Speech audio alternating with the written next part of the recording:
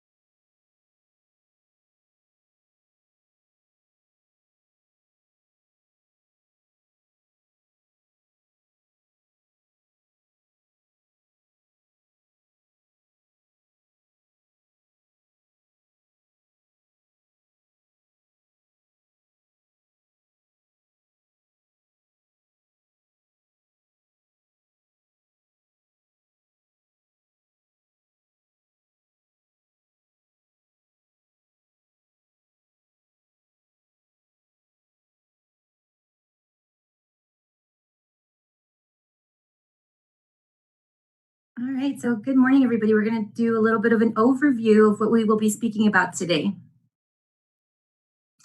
Our objective during these times is to educate our viewers, is to provide resources, to exchange ideas, and provide solutions. We have an amazing panel for you for this module to speak about all of these things.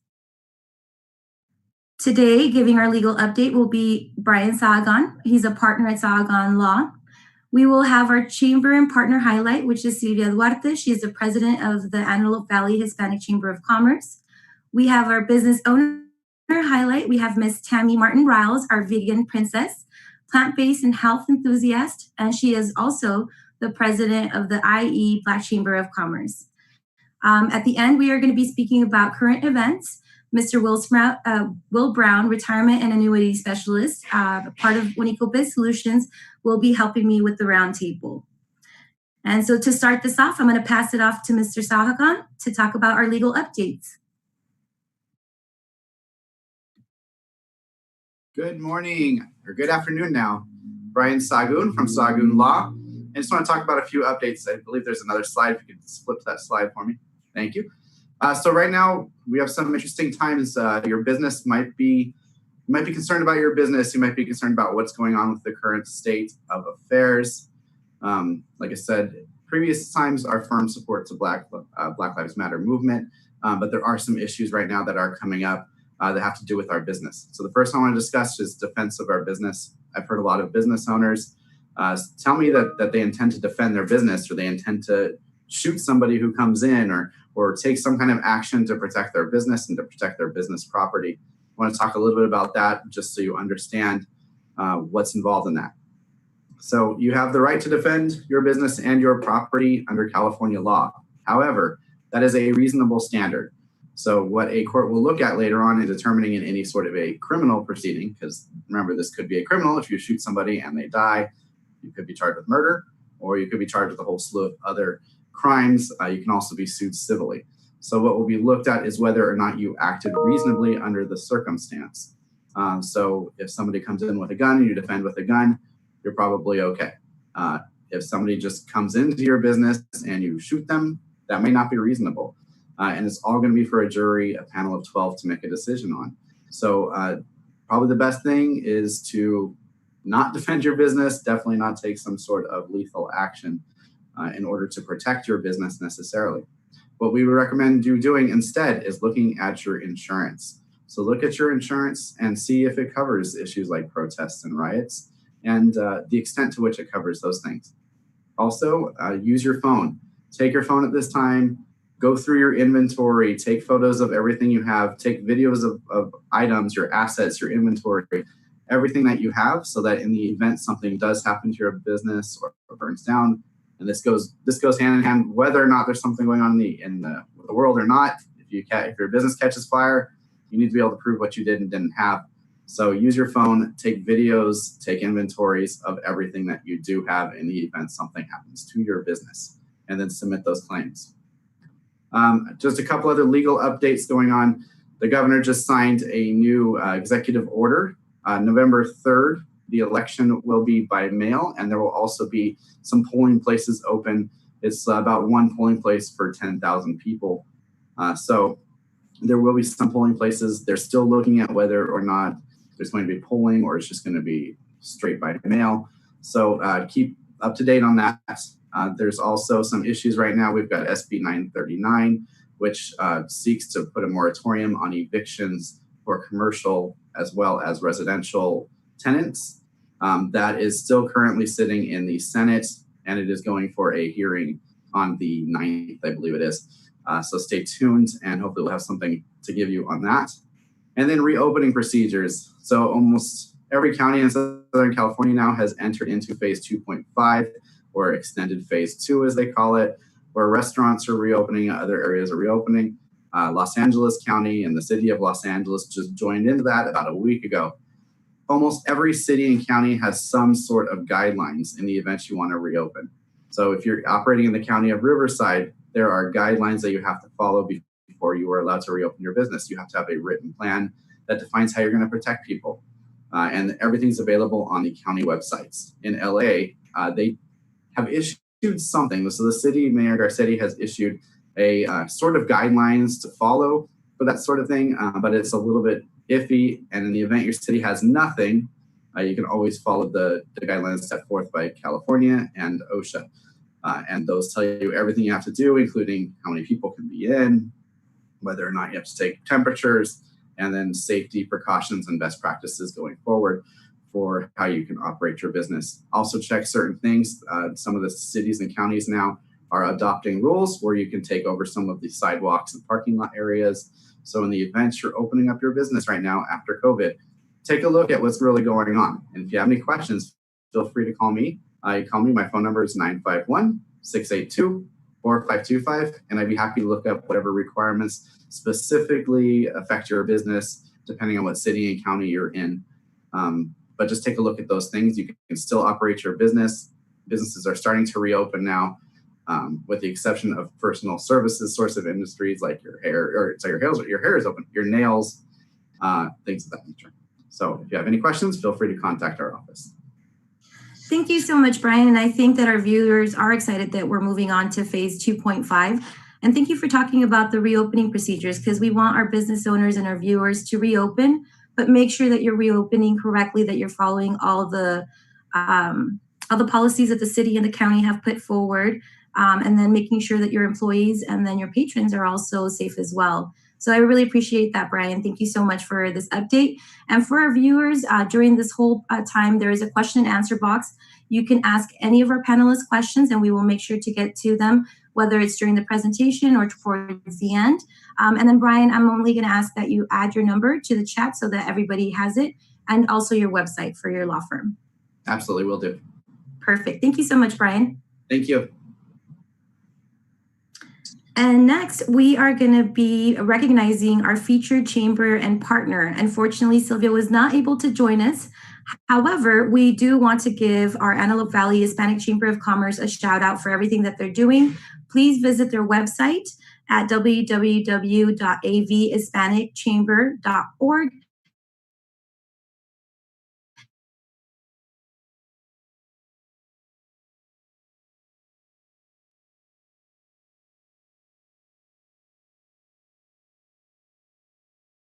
Hello.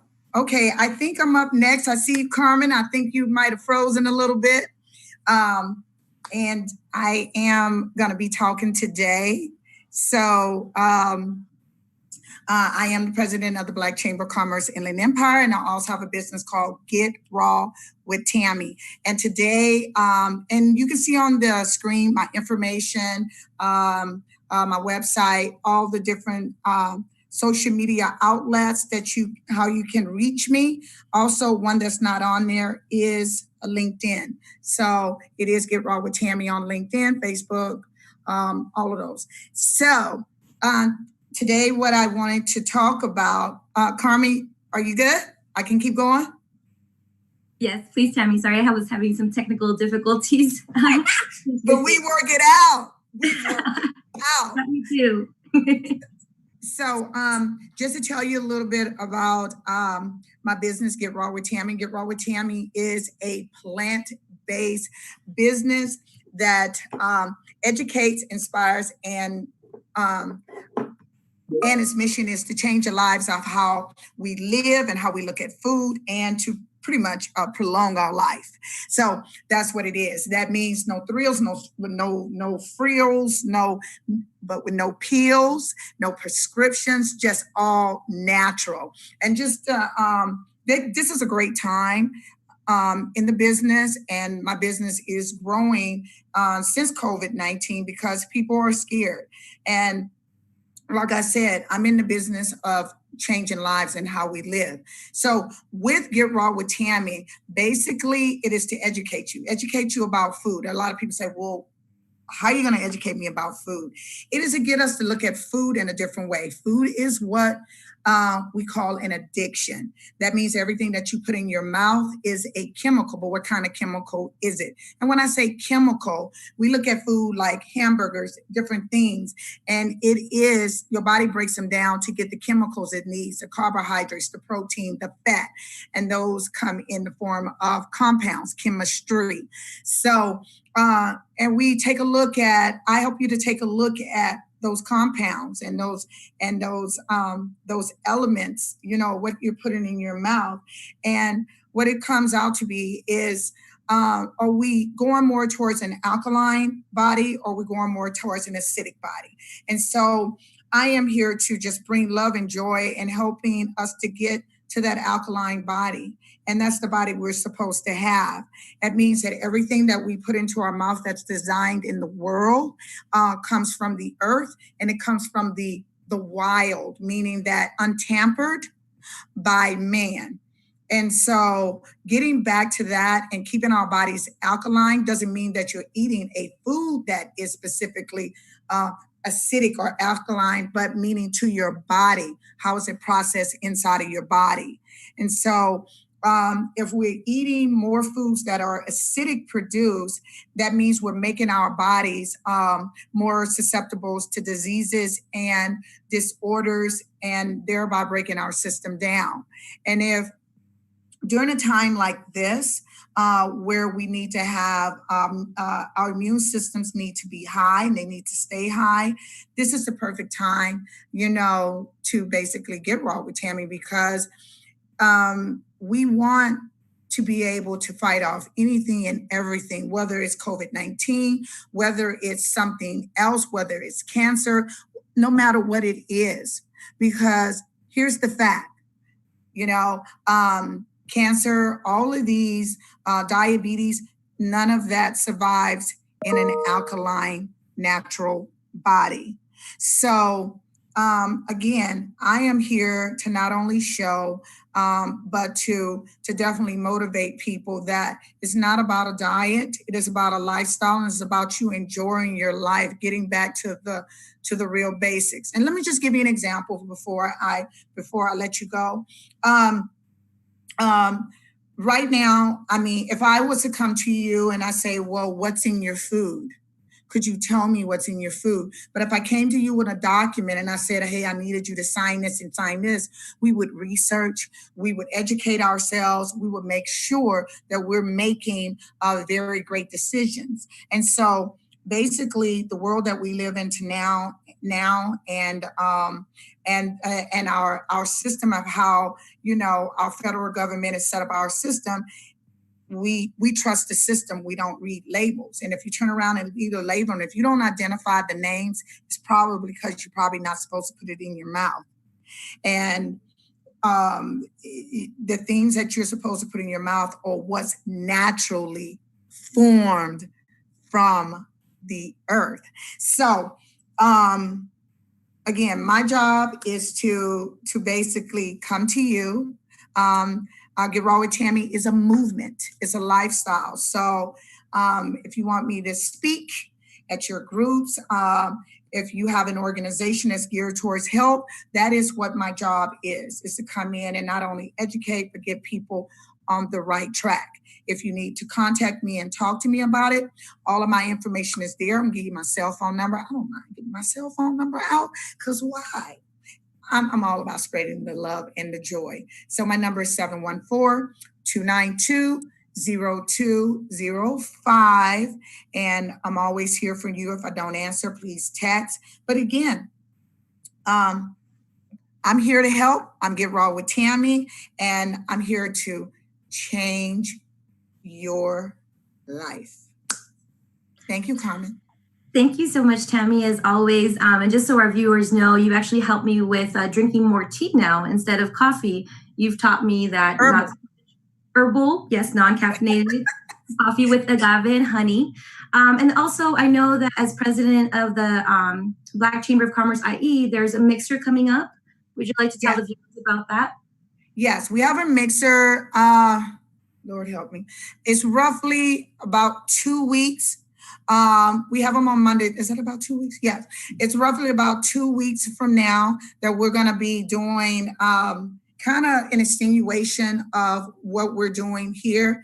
How is your business? What questions do you still have? And really pretty much addressing the issues. And I know with everything going on today, which we're going to talk about later, a lot of people are getting sidebarred just a little bit. And I just want to remind them, just like COVID-19, we still have to run our businesses and definitely get the resources that are needed.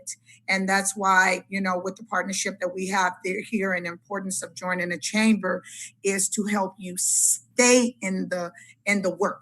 And that once you get netted in the network, stay in the work, so that we're always on that train of ongoing information. So yes, Carmen, in a couple of weeks, we will have not only a follow-up, but other guest speakers who can come and help process the information from some of these loans they've already gotten and get this forgiveness in place, and we get the work going. Perfect. Thank you so much, Tammy. And now I would like to direct our attention to Ms. Sylvia Duarte, who just joined us. Ms. Sylvia Duarte is the current president of the Antelope Valley Hispanic Chamber of Commerce. Welcome, Sylvia, and thank you for joining us. Hi, guys. I'm Sylvia Duarte with the Hispanic Chamber of Commerce, and today I'm here with my office manager, Liz Medina. You can't see her. She's over here in the corner. We are going to be opening an office back on Monday, so we're here getting ready, getting it clean, getting it sterilized. And one of the things that we've been doing a lot is talking to our members. One of the things I find that a lot of the members that are trying to get the PPP don't have their paperwork in order. They don't have their payroll ready. A lot of them don't pay themselves, so they don't even have that. So we've been trying to help some of the members. Now with some of the businesses opening, we've been talking to our Department of Public Health as to, like, for example, the beauty salons. They say you can't have more than 10 people in a social gathering. So when I spoke to them, they said as long as there's 6 feet distance, they can have people in there. The beauty salon that I go to has 10 booths. So as long as they're within 6 feet of social distancing, they can do it. The same with restaurants. If it's a small restaurant, of course, you're not going to have a lot of people. So that's a problem that a lot of businesses are having. So we're going to be having a webinar to kind of discuss some of this information with them because they're confused. There's a lot of paperwork that has to be posted. So right now, that's what we're going to be doing starting Monday. Another thing is a lot of businesses are hurting. And of course, if members don't pay their membership, then we're not going to have a chamber. So we are having a board meeting on Friday where we're going to discuss making, lowering our membership for the year, where we're going to drop it to $50. And next year to go back to the normal pricing because we want to help. We want to stay here also to help the businesses. So, you know, with this COVID pandemic, it's hurting everybody. And the chambers are here to help the businesses. And if we don't get funding in, there's not going to be anyone to help the business. Like I said, Liz is here today. We're cleaning, we're doing things. That's why I look like I do. You know, we just want to get up and running. I can't bring her back full time, so she's going to be working 15 hours a week, 9 to 12, and then the rest we'll be doing through the emails. But we're here for anybody. You know, I think the important thing is to help each other, help each chamber, and just be here for one another, not just our community, but for all the chambers out there that are part of this. I think that's the biggest thing to show unity, especially right now with what's going on. We believe in this protest that's going on, but we just believe that they need to do it peacefully. Remember that the community they live in, if they destroy it, these businesses are not going to come back. So that's the word I have out there. Protest peacefully and leave the businesses alone. So that's all that I have to say here from the Hispanic Chamber of Commerce. Thank you so much, Sylvia. And the work that you're doing is great because there's so much information about the PPP loans. I know that the Senate just passed, so we're going to see if the president passed for the PPP flexibility, which would give people, or it would allow people to use the minimum of 60% instead of 75%, and then 40% for utilities and bills and mortgage interest instead of the 25%. So there's a lot of changes going on, and I'm glad that you're getting the word out there. As we announced last week, the PPP forgiveness application is out there for those that already received it, has already used the funds. So I think it's important that we continue getting the work. So great job, Sylvia. Thank you so much. And we really appreciate you. Well, thank you guys. And unfortunately, we're going to have to run, but thank you guys for having me here. If you need anything, just reach out to us. There's our website. So thank you guys and keep up the good work.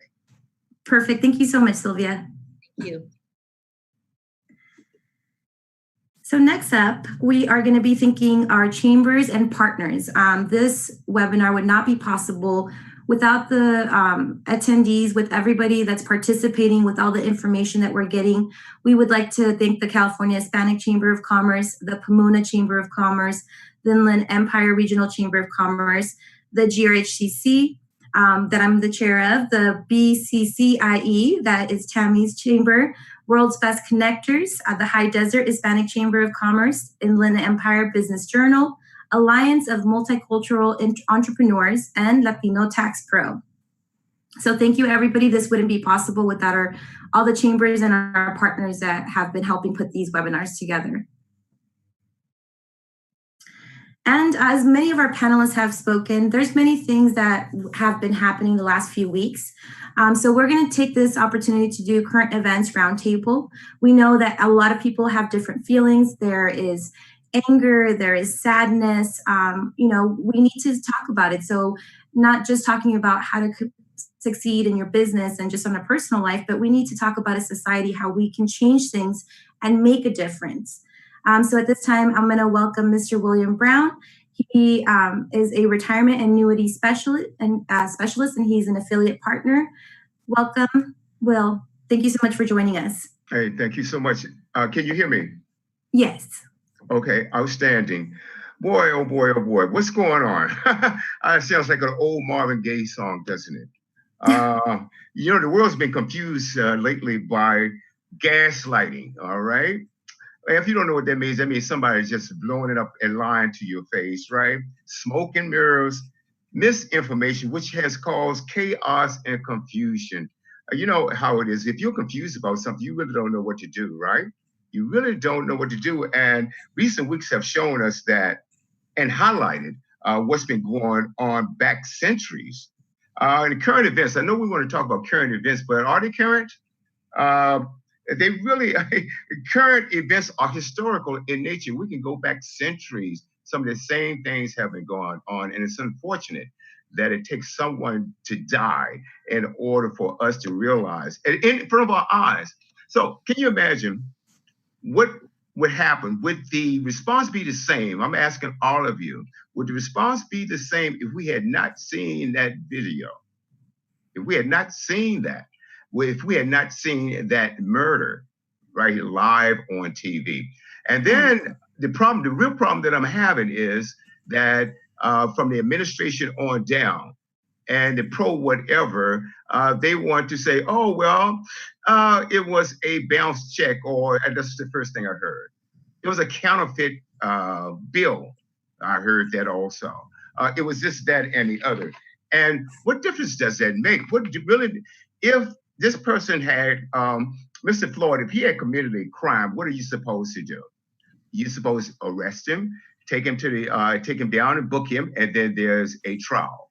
And so when we start trying these cases and allowing the police to try these cases in the street, then what type of society are we looking at? I'm going back to names like Mr. George Floyd, Ahmaud Arbery, Breonna Taylor, murdered in her own apartment. She was in the bed, okay? I think she was also a first responder. But yeah, so it makes no sense. It makes no sense. So what I'm saying is I do not advocate violence.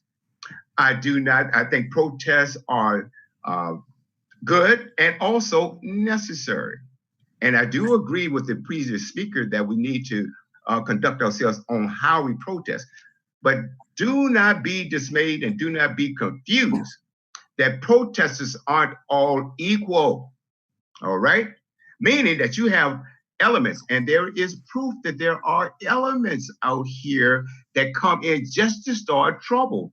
They really don't give a hoot about Mr. Floyd or anybody else, but they are opportunities to infiltrate and to cause chaos. There is a term that's going all the way back to the 70s. That's when I first heard it.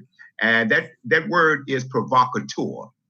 That means that you have a peaceful event, but an evil force will plant one of their own, and they will blend into your organization, and they will start the fires. They will start the looting. They will start provoking the police officers so that the group that's trying to do something good will be blamed for this. Folks, please do not be confused about that. I could go on and on, but if anybody else wants to jump in and comment on anything I had, what I said, please do so, because I do have more, but I just do not want to dominate the conversation.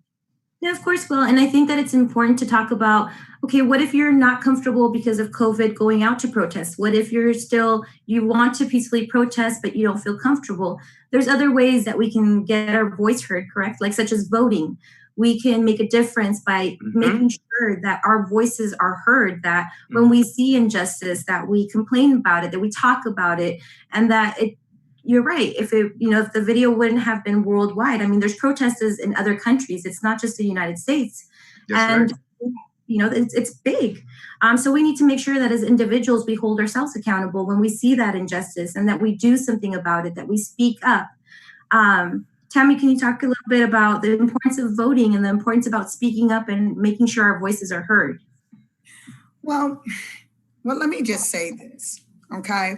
Because I know we're dealing with what we're dealing with, and we're protesting. But one thing that I have to say is we have to look at history, because I know a lot of people want to look at history for what has happened, but we have to look at history for how we handle the problem. And I'm saying this because, when we look at Rosa Parks and we look at, her losing the seat on the bus, as far as having to sit at the back of the bus and giving up that seat and can't sit where she wants to sit, that became such a cornerstone to how we address the issues. And we need to address the issues of exactly where the issue started, and that's called finance. Because see, here's the thing. Racism is never going to end until you can climb into somebody's thoughts in their minds and take it away. So if you can't take it away, we have to go back and look at what the root of the problem is. And the root of the problem has always been money. Because the reason Black people were slaves and why we were put down and why we're put in these situations is because of economics and needing us for labor. And if you look at everything that involves racism and the class that has been, the brunt of that is all deals with finance. And so when I say go back and you look at Rosa Parks, and I can name all the different situations, how they rectify that. Well, guess what? We're not gonna ride your bus. And so there's where we're gonna cause them to go bankrupt. Yes. So when we want to deal with an issue like this, we have to start thinking on a bigger scale as they did. And so as I agree with the protests and I agree with it, I'm not agreeing full force with how we're going in. Where are the papers that are getting signed? Where do we all come together where we say, well, we're not going to pay into this? Because we can be on one side saying we don't like this, but we're accepting money on this side that are the people who are causing the problem. Do you kind of get what I'm saying? So I think we just need to take a deeper approach and look at how can we bankrupt this situation? Because how can you bankrupt the situation? And that's some of the cry that I want to put out to a lot of us, because we want to address the racism. I don't care if you like me, but what I care is that you respect me and you respect my rights and you treat me equal. That's what I care about. Whether you like me or not, doesn't matter. But what we need is respect, and putting your knee on somebody is not respect. That is treating somebody as though they are another class and they don't deserve respect. And it's treating somebody as if they were a dog. So, and this is, what, African Americans, other race as well, but African Americans have been enduring, is the fact that we are not equal citizens. We are not in the same class. So therefore, we're going to continue to use you in the financial way that we want to use you and disgrace you in every other areas. So that's my plea to the protest. While we're out there, we need to start getting documents signed. While we're out there, we need to put somebody out of business. And when I say somebody out of business, I mean, we need to bankrupt a system. Couldn't agree more.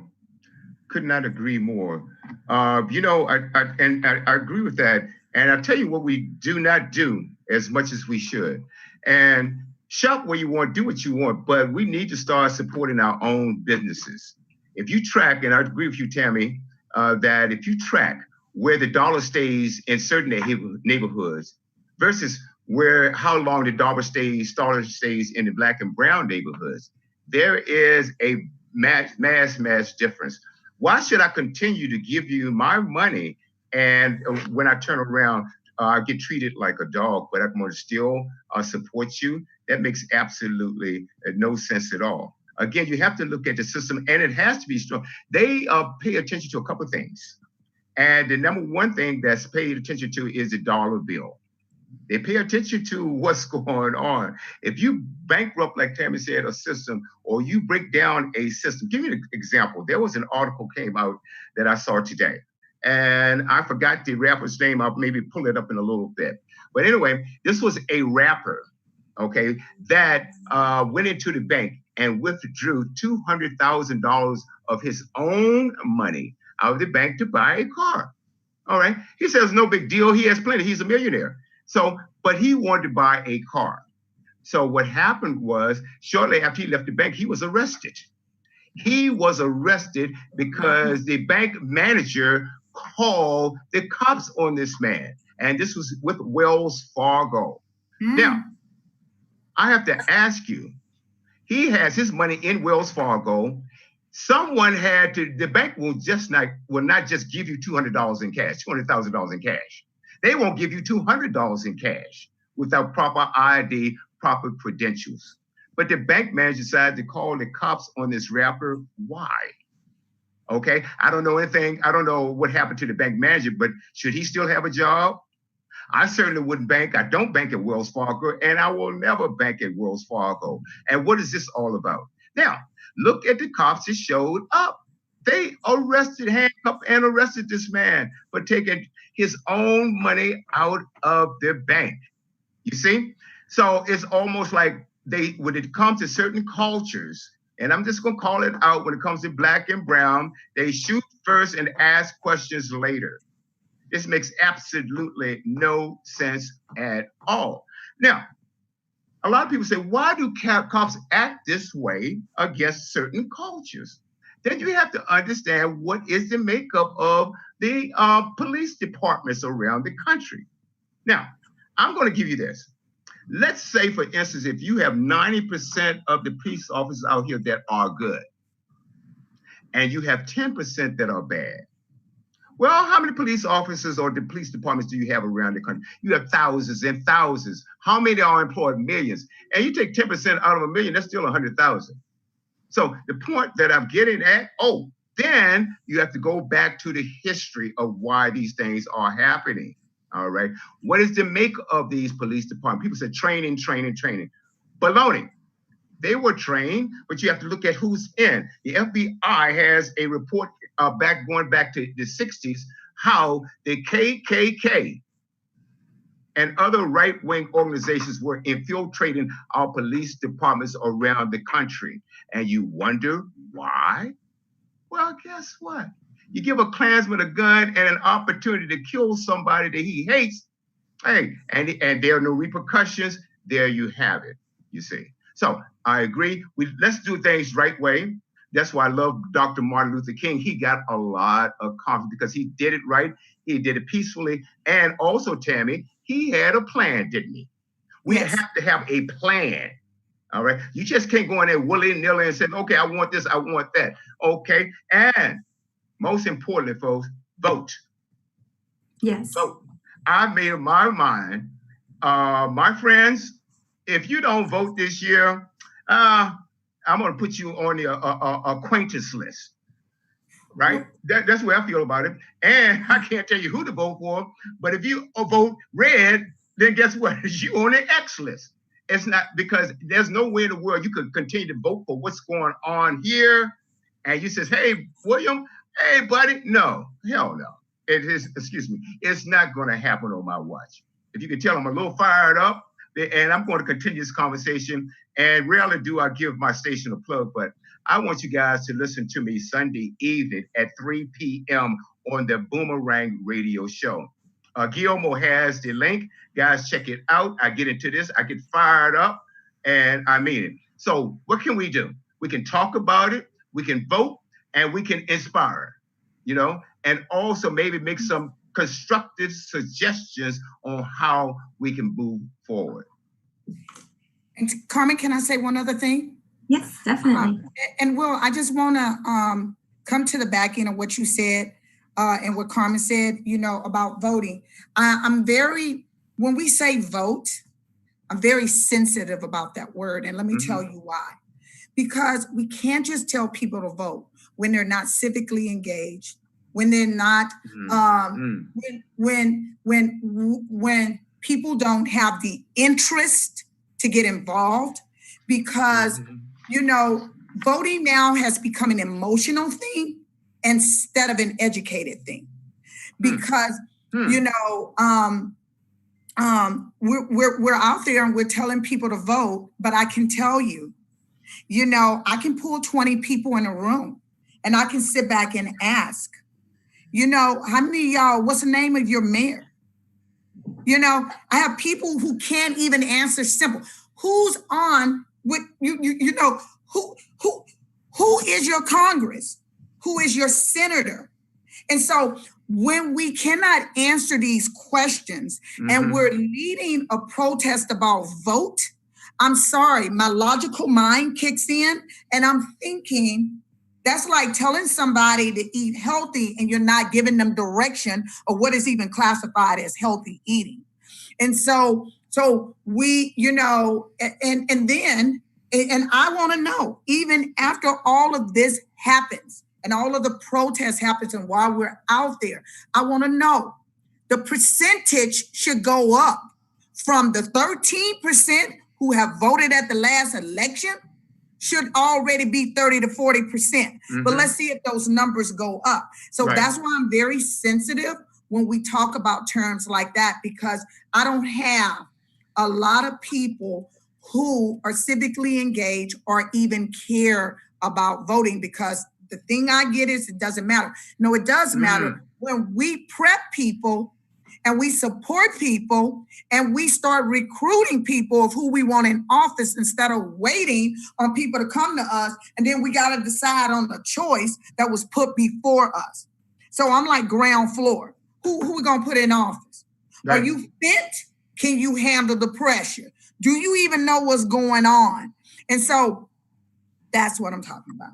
Right. Well, I think you make a great point about civic engagement, and I think that's something we should challenge our viewers to. It's not just the elections of the country. It's who is your local, your mayor, your council members. If you see something wrong in your city, who are you going to tell? Like, which council member, which ward are you in? Who is your senator? Who is your congressman? I think that's a challenge because, yes, we need to be educated. We can't just wait. And one thing that I'm really excited about is that I'm seeing changes. For example, in Riverside, in the city council, the dynamics are different. It's more representative of the population, of who we are, of Latinos, like of just everybody. And the thing is, if we don't have people from our community running for these positions, then change is never going to come. Right. And, our mayor, our council members, they're in direct contact with the chief of police, with the sheriffs. They're the ones that can voice what we are saying, our frustration about this continuously police brutality. And I agree with Will with saying about, police officers, they're not all bad. There's a lot of good police officers, but it's not just about being bad or good. It's if I see something that's going wrong, I don't let you continue doing it. I stop you. And that's not saying anything, one way or another. But if I'm a police officer, I should be held accountable and not just see you do something bad, but take action and stop it from happening too. And as community members, I've been very proud of a lot of the peaceful protesters that have protected businesses. They're literally standing in front of businesses and saying, no, you are not going to loot this. No, you're not going to destroy my community. There's amazing people out there. And these are the people we need to get to be elected, to want to actually, campaign and learn more about it, or just, support a candidate because you truly believe in their platform and who they stand for. And that they're actually, your voice is going to be heard because you know that person. So I completely agree with you, Tammy. Right. Yes. So, may I jump? Can I say one thing? I'm going to let you have it. No, go on, please. See, listen, one immediate thing I want to put in place, can we have a box that goes around every police force? And that box is, listen, who needs to go and why? This is your chance. Because every cop out there knows. See, because he got this blue code, okay? Every cop knows who on the force. It's like you work your job. You know goodness well when you work or the employees you have working for you, you know who's a bad seed. Let's stop the joking. That's right.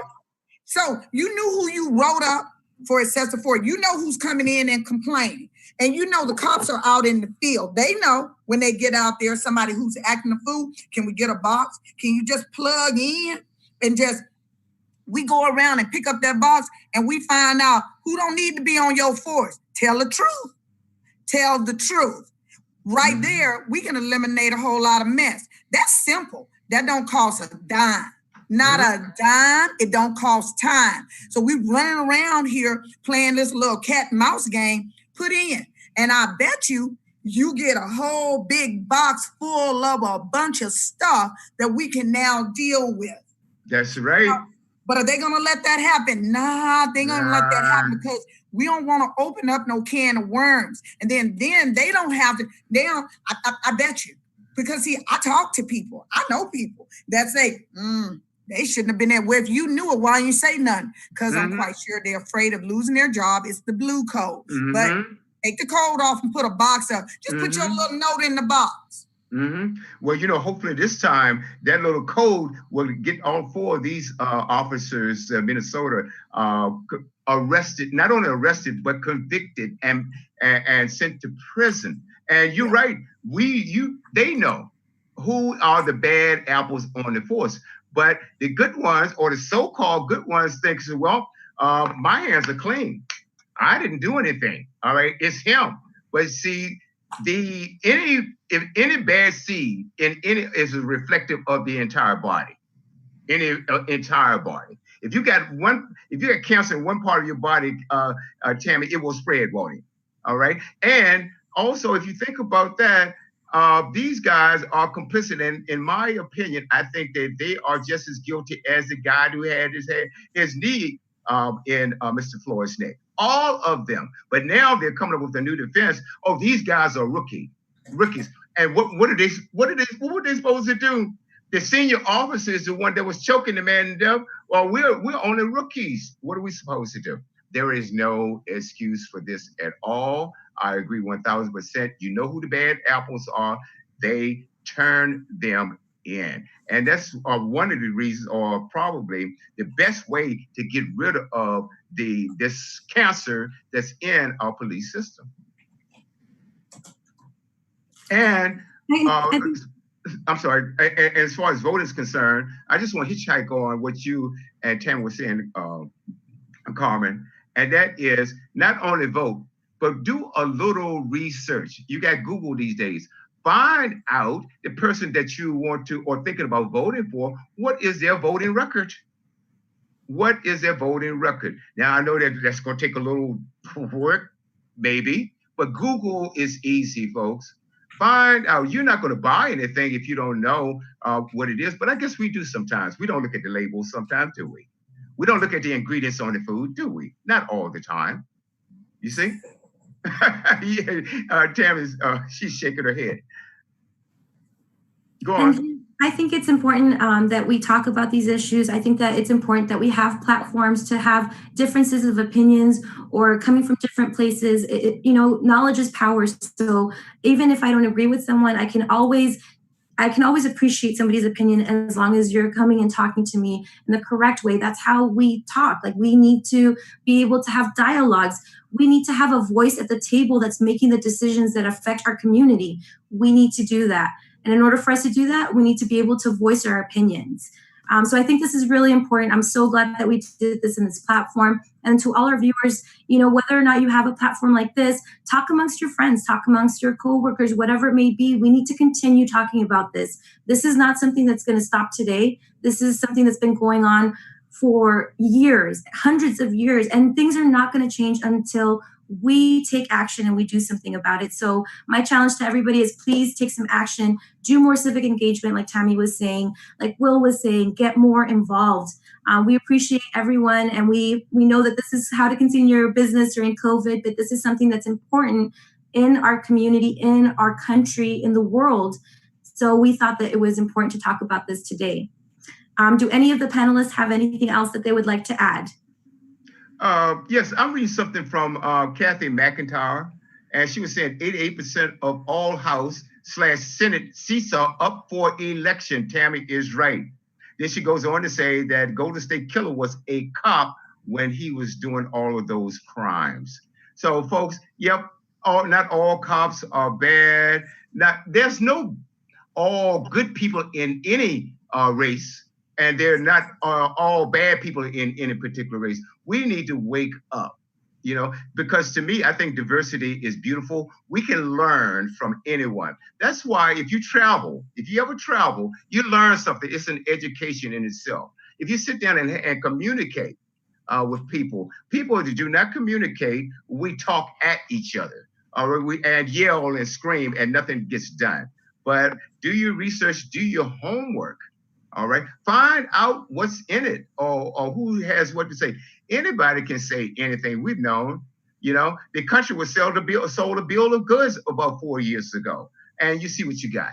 You see? So you can't go for all the hype, and the person who screams the loudest or the toughest may not necessarily be the best choice. Anyone else? Okay, did I lose you guys? All right. Carmen? Tammy? I'm I Okay. think we'll lose Carmen. Okay. Okay, I think Carmen has frozen. She's frozen again, Tammy. But she's frozen. But no, we have to have these types of conversations, I believe. And you have to talk about it, you know, and you have to learn exactly what's going on.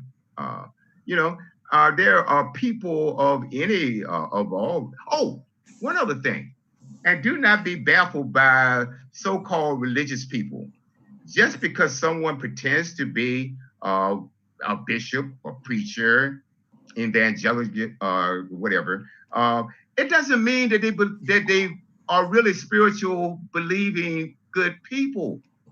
You know, like I said, the devil comes in sheep's clothing, and people hide behind. I'm tired of people hiding behind religion also, and how they take things out of the Bible. They would take what is useful for them and really not follow through. Tammy, what's your take on that? I'm just gonna I'm gonna go back to my statement that this war from the beginning, slavery is all about MONEY. So I say that because when you say don't trust certain, don't do this, I can always follow the money trail. It's I don't forgot the verse that it says it. My friend says it well, but the last part is that money money answers all things. And so I just say that, you know, all of this is about money, because when the whole part, what is the point of racism and suppressing people? It is all about money. And so when you say that, follow the money trail. Because whether you're saying, oh, well, I don't want to say this, well, I don't want to do this because I am going to lose this. And when you do that, a lot of times it says you can be bought and you don't know who's on the other end buying it or selling it. So, yeah, you know, we were bought. And once we were bought, you know, we produced a product, whether it was working in the fields, whether it was working in the home, we served a purpose for the whole point. If you can go back and read all the Jim Crow laws, they predicted everything that we were going to be going through, piece by piece by piece. That's right. So, you know, I don't know. I know people might say, oh my gosh, she's wrong, but I'm sorry. No. And that's why we're here, because we're here to have different opinions and to have a dialogue. And that's what we need to have, open dialogue, because if we don't have that dialogue, then we don't get these different opinions. And I appreciate everybody on the panel, and thank you so much for this. We definitely want to continue this. Make sure that you tune in to Mr. Will Brown's radio station on Sunday. The link is on our chat. Make sure you keep on discussing these issues. Thank you so much for everything. Remember, we do these webinars every Friday at 12 p.m. We look forward to seeing you next week. Thank you to all our panelists. You did an amazing job. Stay safe and have a wonderful weekend. Thank you. Thank you, Carmen. Thank you, guys. Thank you.